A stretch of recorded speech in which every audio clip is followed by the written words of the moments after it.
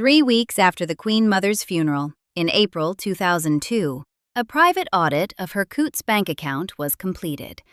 The auditor's finding was that the account, at the moment of her death on the 30th of March, had been overdrawn by approximately £4 million. The overdraft was not new.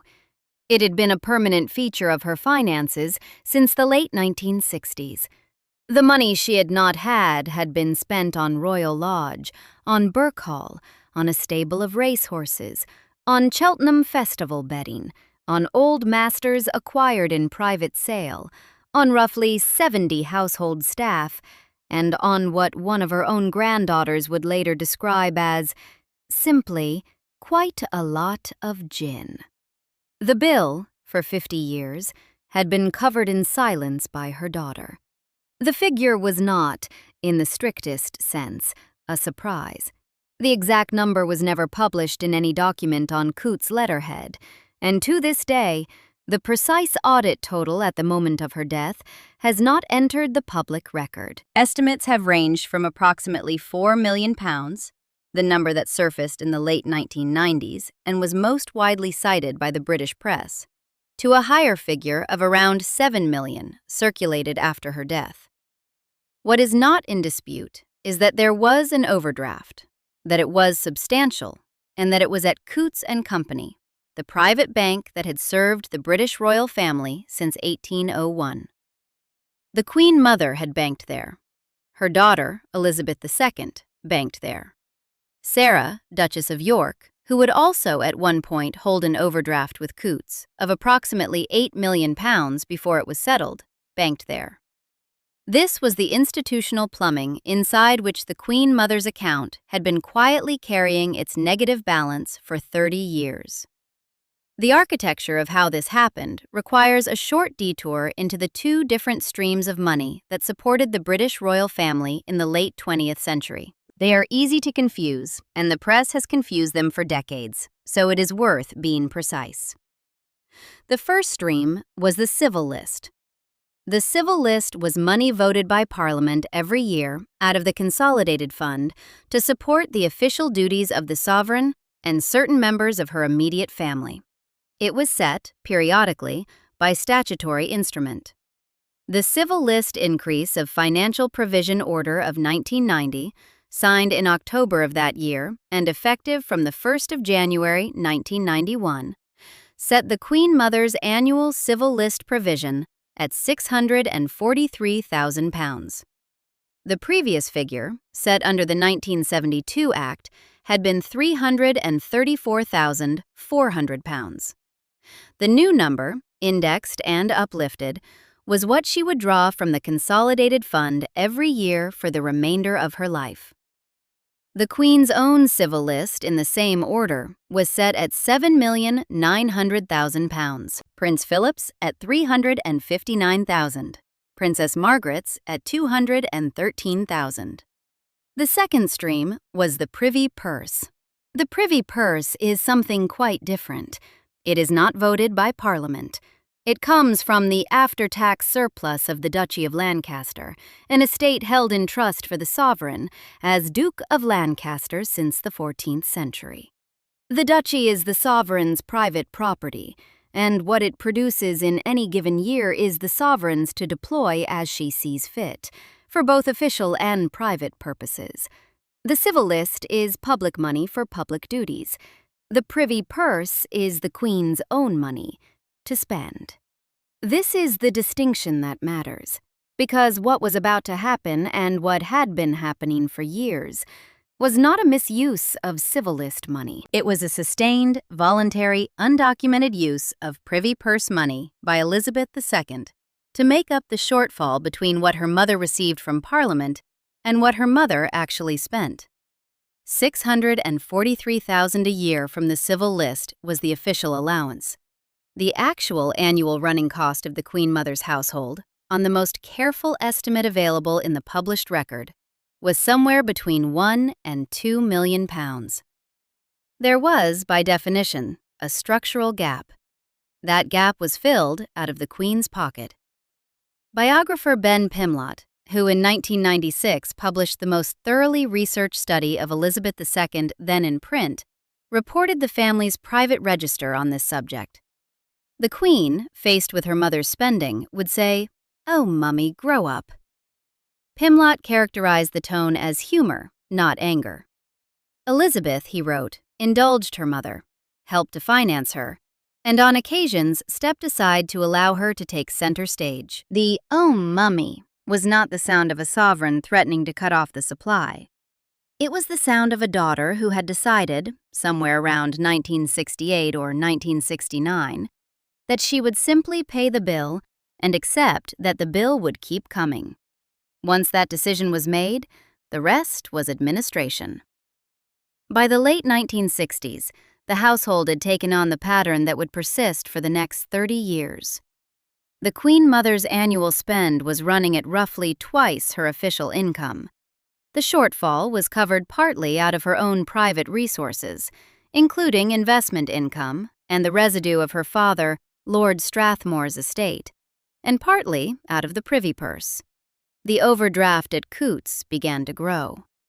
Internally, the man trying to hold the line was Sir Ralph Anstruther, an old Etonian Black Watch officer who had become equerry to the Queen Mother in 1959 and treasurer of her household in 1961. Anstruther's job, as Wikipedia and his obituarists would later put it, without quite spelling out the difficulty, was the difficult job of trying to limit her spending. That job, in the words of the same summary, became effectively impossible in later years. Anstruther held the treasurer's post for 37 years. He did not retire until 1998, by which time he was 77 years old. He was replaced by Nicholas Assheton. The Daily Mail, reporting on the Queen Mother's financial situation in January 2008, would observe that her financial situation had become more tangled as her longtime treasurer grew older. The implication, polite and English, was that the discipline of the household's finances had loosened in tandem with the discipline of its treasurer. Anstruther himself would die on the 19th of May, 2002, 7 weeks after the Queen Mother. He had managed her finances longer than most marriages last, and the central, undisputed fact about his stewardship is that her spending was not something he was permitted to constrain. There is a particular shape to how this kind of household failure happens. It is not the case that one day the cash flow is in order and the next it is not. It is the case that the principal, in this case the Queen Mother, does not look at the figures. She has not looked at the figures since she became Queen Consort in 1936. She has never carried money. She has never paid a bill in cash. The mechanism by which the household runs is that decisions are made at her end of the building and bills are paid at the other end of the building, and the people at the other end of the building are not in a position to refuse the decisions made at the first end. Anstruther could write to the racing yards to ask for the bills to be itemized more precisely. He could write to Wardsky, to the framers, to the wine merchants. He could not write to the Queen Mother herself and tell her that the Cheltenham bets and the Augustus John acquisitions and the Friday night dinners for 14 were no longer compatible with her allowance. The household structure did not permit that conversation. So the bills came in, and the bills were paid, and the overdraft grew. What was she spending it on exactly? The brief inventory matters because it is what the audit was looking at. There were the houses.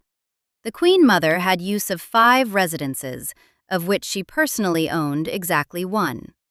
Castle of May, in the far north of Caithness, was hers.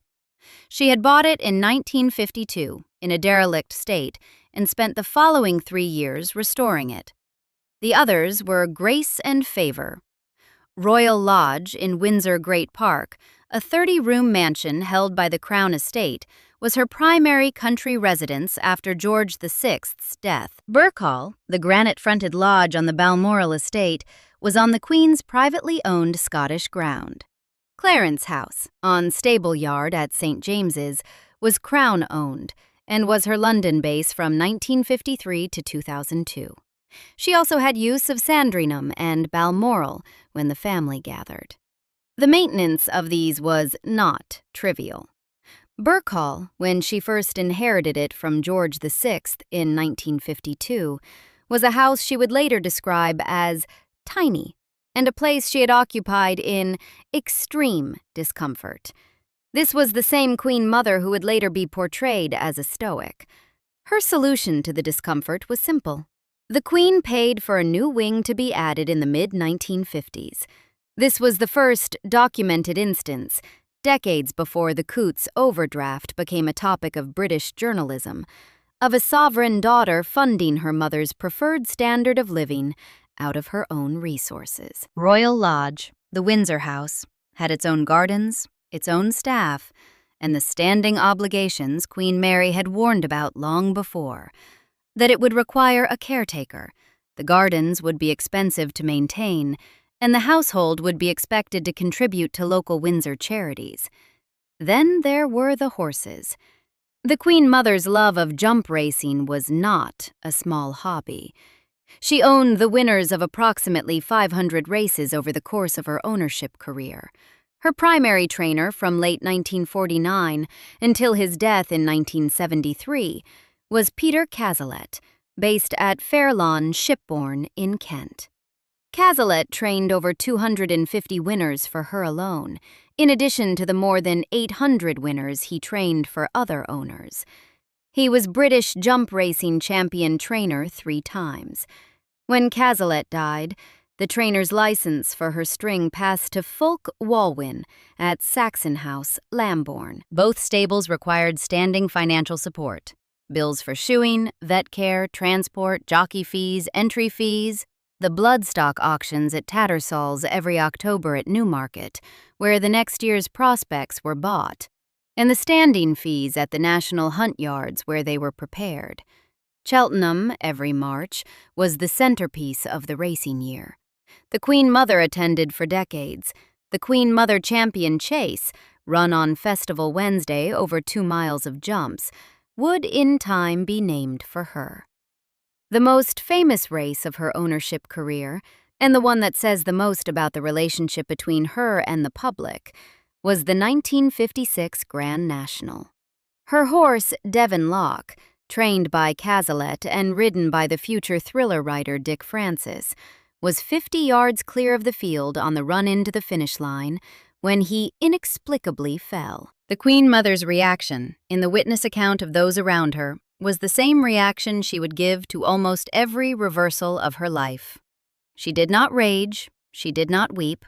She simply observed that, "We must take it," and walked down to the unsaddling enclosure to speak to her trainer and her jockey. The race was the most discussed racing failure of the post-war decade. It did not blunt her appetite. The horses kept coming. Then there was the art. This is where the audience tends to imagine reckless 18th century purchases, and the truth is more interesting. The Queen Mother was a serious collector. John Cornforth, in his 1997 authorized catalog of her collection at Clarence House, judged that she had acquired considerably more contemporary British art than the royal collection has added in nearly a century and a half. She owned the only 2 Impressionist paintings ever acquired by a British royal collector. The Sisley, the Seine at St. Cloud, was bought in 1939. The Monet, Study of Rocks, was bought in 1945 on the recommendation of the portrait painter Sir Gerald Kelly. Both came through the Wildenstein Gallery. She bought a Walter Sickert conversation piece at Aintree at Christie's in 1951 for £105, a painting that the Glasgow Art Gallery, the Tate, and her late husband had all previously declined.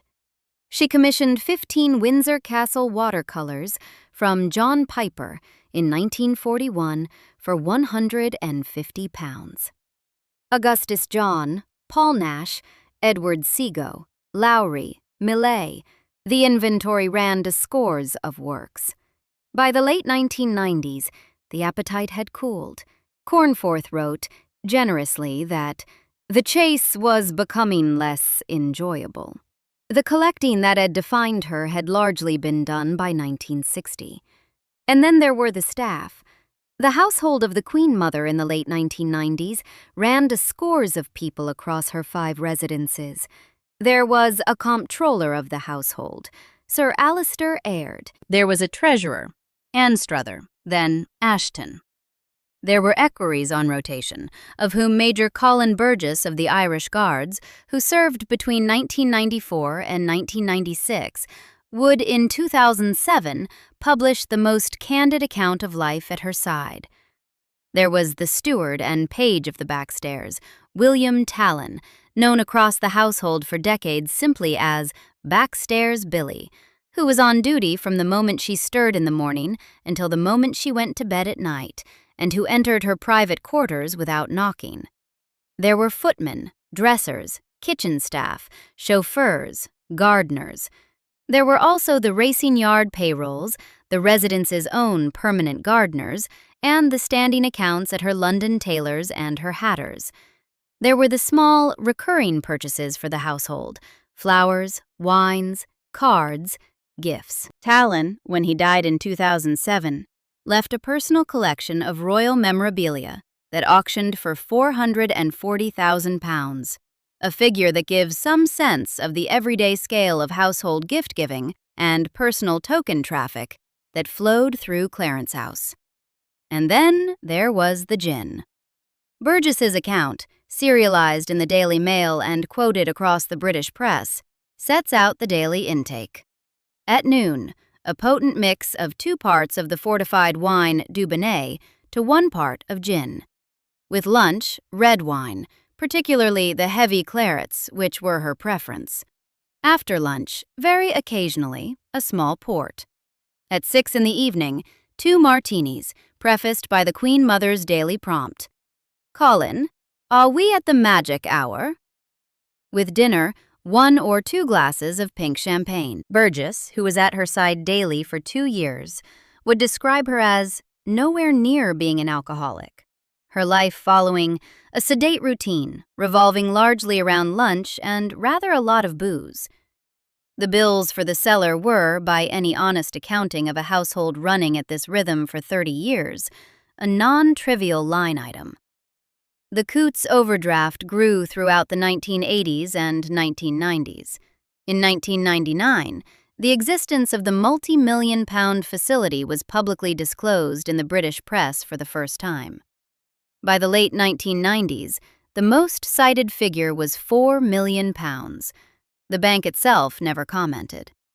Coutts has never made an on-the-record statement about the Queen Mother's account specifically, and the structural fact is that as a private bank serving the royal family since 1801, with an automated teller machine installed in the basement of Buckingham Palace, Coutts was not in the habit of issuing on-the-record statements about anything its clients did. What is on the record is the parallel.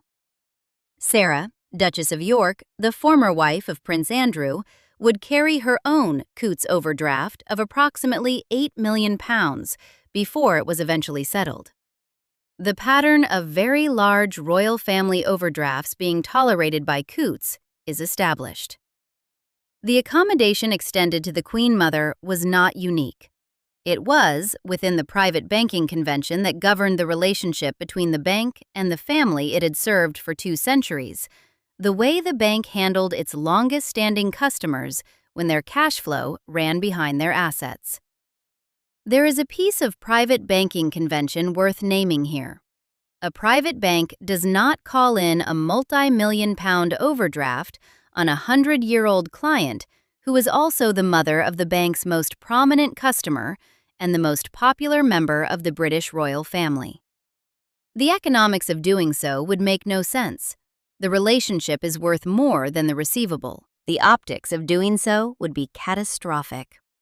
The convention, when a Coutts client of this profile runs into a structural overdraft, is to let the position sit, to keep it serviced informally, and to wait for the next inflow event. In this case, eventually, the estate. From Coutts's point of view, the file was always going to be made whole.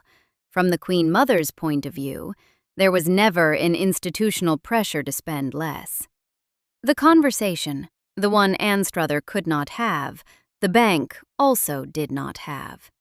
The repeated private transfers from the Queen's accounts, the steady-state mechanism by which the overdraft was prevented from growing into something unmanageable, are alluded to in the secondary literature without being itemized. The Daily Mail, in January 2008, would write that the Queen's daughter and her grandson, Prince Charles, had quietly helped her out. Pimlott had said in 1996 that the Queen helped to finance her mother. The structure is not in dispute. The detail is not on the public record. What is documented is that since 1993, the Queen reimbursed the Treasury for the parliamentary annuities of every member of the royal family except for two: the Duke of Edinburgh, her husband, and the Queen Mother, her mother. The Queen Mother's £643,000 a year was, after 1993, the last royal annuity besides Philip's that the British public was still actually paying. Everything beyond that came from somewhere else. The 1992 voluntary tax decision is worth pausing on because it was the same Queen, in the same 5-year window, who was tightening the family's public financial position on every other axis while leaving her mother's allowance untouched. In November 1992, she announced she would begin paying income tax and capital gains tax voluntarily, the first British monarch in modern history to do so. The new arrangements came into effect on the 6th of April 1993. Within the next 12 months, the same civil list reform took the younger working royals, Margaret, Anne, Andrew, Edward, the Dowager Duchess of Gloucester, off the public civil list and made them reimbursable from the privy purse.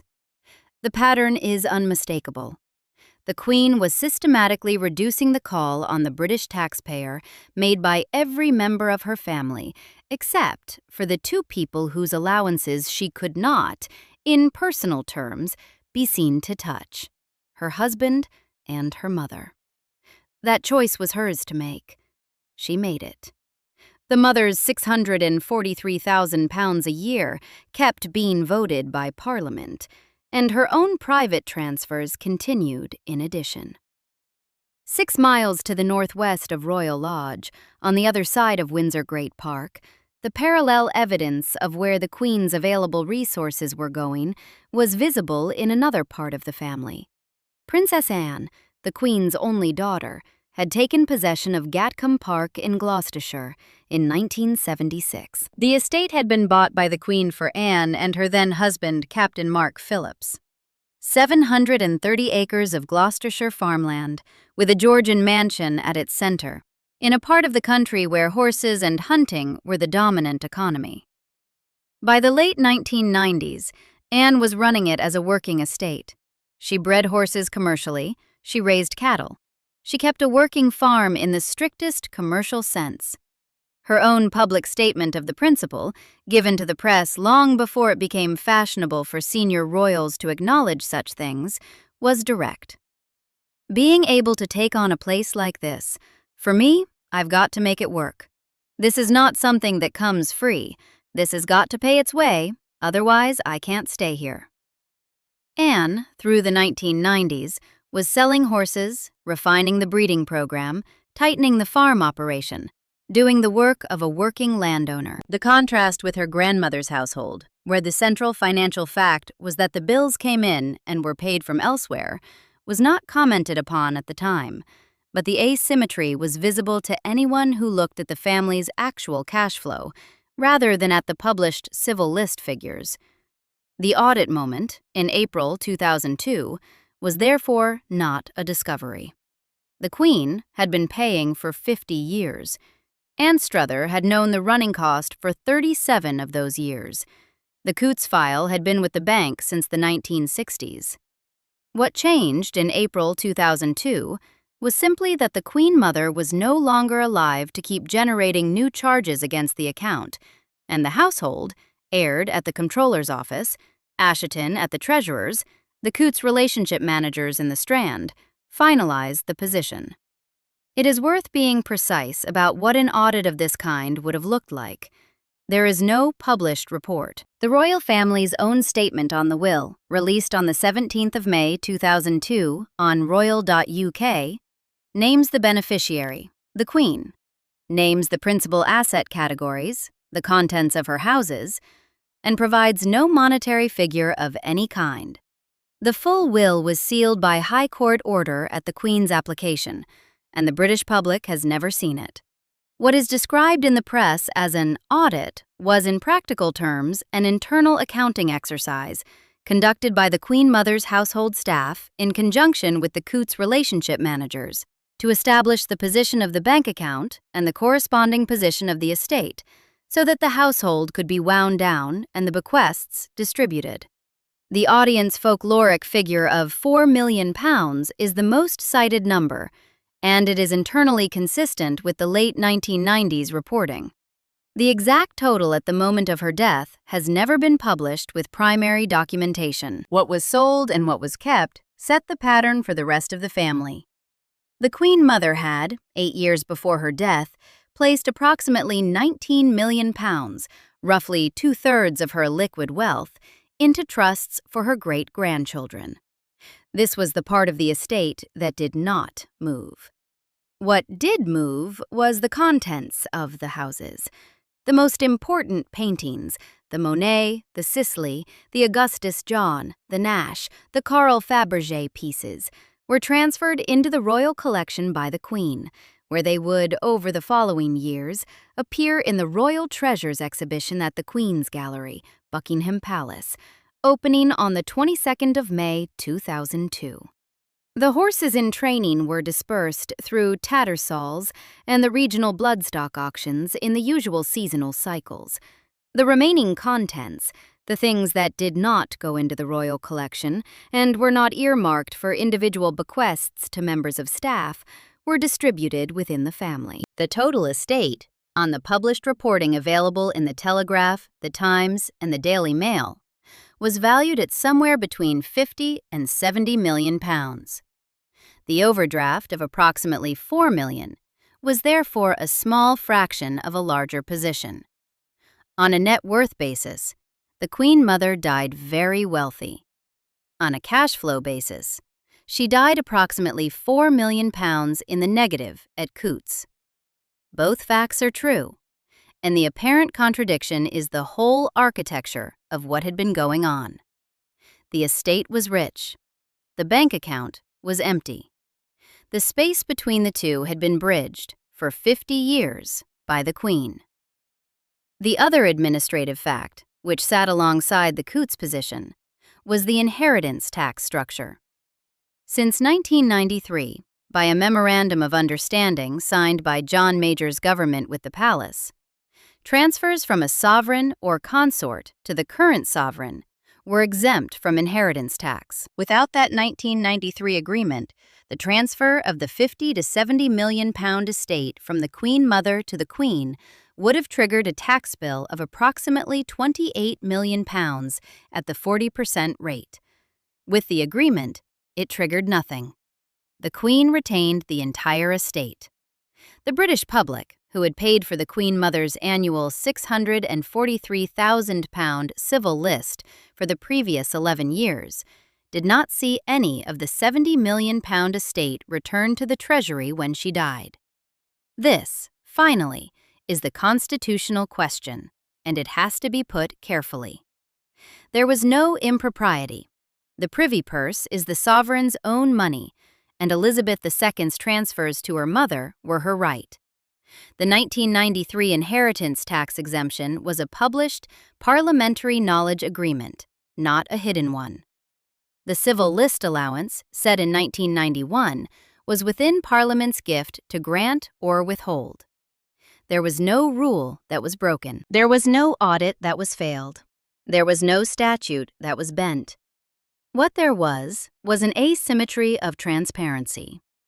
The civil list portion of the funding, the £643,000, was published in the Royal Trustees' reports, debated in Hansard, and visible to anyone who cared to look.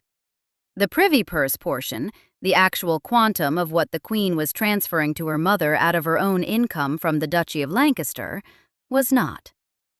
The British press of the 1990s, who would have noticed at once if a junior minister had been carrying a £4 million overdraft for 30 years, did not press the question when it concerned the Queen Mother. Parliament, which was free to ask, did not. The Queen, who at the same time had voluntarily begun in 1992 to 1993 to pay income tax for the first time in modern history, retained the structural option to deploy her private wealth as she chose, and chose to deploy a significant portion of it on her mother. The Queen Mother, for her part, did not, to the best of the published record, sit down at any point in the last 30 years of her life and propose a different arrangement. She had been the Queen Consort of George VI from 1936 to 1952. She had been, in her own description and in the description of her household, the woman who had stayed in London during the Blitz, who had toured the bombed East End, who had refused to allow her children to be evacuated. She had been, after February 1952, the most public widow in the country. The position she occupied was unique, and the household she ran was the household she had run as Queen Consort, continued unaltered into the half-century of her widowhood. Reducing it was not on her list of priorities. Reducing it was not on her daughters either. There is one final piece of the cash flow worth naming. Because Princess Margaret died 7 weeks before her mother, Margaret had her own civil list allowance of £213,000 a year, and her own well-documented financial difficulties through the 1980s and 1990s. Margaret died on the 9th of February, 2002, after years of declining health, and her ashes were interred in the King George VI Memorial Chapel at Windsor, at the same family service in which the Queen Mother would be laid alongside George VI 8 weeks later. The Queen, in the spring of 2002, lost her sister and her mother within 49 days of one another, and the two financial files closed at the same time. There would be no further Margaret and Queen Mother household allowance to manage at the Privy Purse Office. There would be no further bills from the racing yards at Fairlawn or from the Coutts overdraft management team. There would be no more transfers in. After 50 years of underwriting her mother, the obligation was complete. She died on the 30th of March, 2002, at the age of 101, in her own bed at Royal Lodge, surrounded by family. 3 weeks later, when the auditors finished, the household learned what the Queen had been paying for in silence for 50 years. Royal Lodge, Birkhall, the horses, the gin. £4 million in the negative on the day she went. The exasperation in, "Oh, Mummy," had not, it turned out, been about anything as small as a dress allowance. It had been about the bill, a 50-year bill, that came due on a Friday morning in April.